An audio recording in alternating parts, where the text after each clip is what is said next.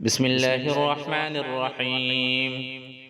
يسبح لله ما في السماوات وما في الأرض، له الملك وله الحمد وهو على كل شيء قدير. هو الذي خلقكم فمنكم كافر ومنكم مؤمن، والله بما تعملون بصير.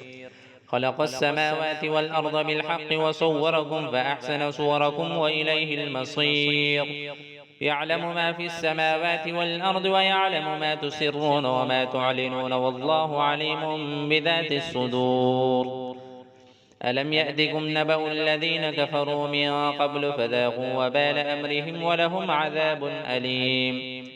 ذلك بأنه كانت تأتيهم رسلهم بالبينات فقالوا أبشر يهدوننا فكفروا وتولوا واستغنى الله، والله غني حميد.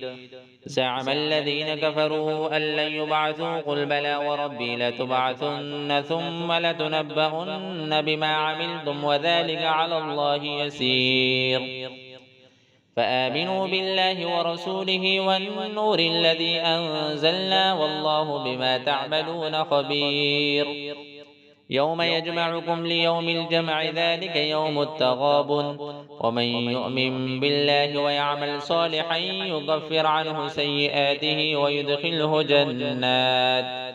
ويدخله جنات تجري من تحتها الأنهار خالدين فيها أبدا، ذلك الفوز العظيم.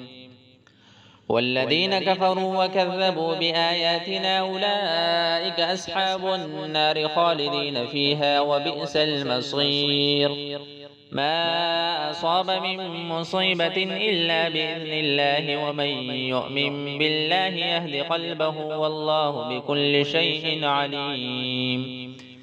وأطيعوا الله وأطيعوا الرسول، فإن توليتم فإنما على رسولنا البلاغ المبين.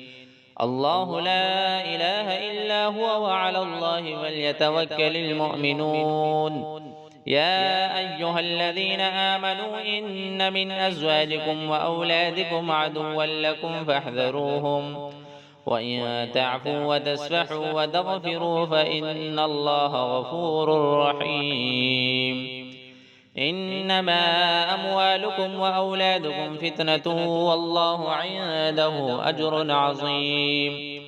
فاتقوا الله ما استطعتم، واسمعوا وأطيعوا وأنفقوا خيرا لأنفسكم، ومن يوق شح نفسه فأولئك هم المفلحون. إن تقرضوا الله قرضا حسنا يضاعفه لكم ويغفر لكم، والله شكور حليم. عالم الغيب والشهادة العزيز الحكيم.